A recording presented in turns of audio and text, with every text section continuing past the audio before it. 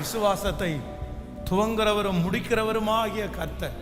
Number 1, முதலாவதாக அந்த ஸ்திரீக்குள்ளே first ஆண்டவர் உண்டு பண்ணின விசுவாசம் என்ன அப்படின்னு சொன்னார், நீ இங்கே இருக்காத, முன்னேற்றத்திற்காக இயக்குற விசுவாசம். நம்பர் 2, ரெண்டாவது அவர்களுக்குள்ள ஆண்டவர் உண்டு பண்ணுற ரெண்டாவது ஃபெய்த் என்ன அப்படின்னு சொன்னார், நீ உன்னை பார்த்து பேசு, நீ உனக்குள்ள விசுவாசத்தை பேசு, நீ உனக்குள்ள நம்பிக்கையை பேசு, நீ முதல்ல ஒன்றை ரெடி பண்ணிக்கோ, நீ முதல்ல ஒன்றை விசுவாசத்தினால நிரப்பு. ரெண்டாவது ஃபெய்த் கர்த்தர் அப்படி தான் உருவாக்குனாரு.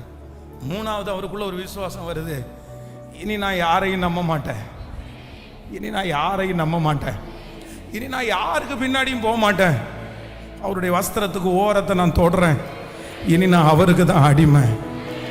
இதுதான் மூணாவது ஃபெய்த். ஸோ நம்பர் 4, நாலாவதாக கர்த்தர் அவர்களுக்குள்ள இன்னொரு விசுவாசத்தை ஆண்டவர் எழுப்புறாரு. வாசிக்கலாம் 5ஆம் அதிகாரத்தினுடைய 28வது வசனத்தை வாசிக்கலாமே.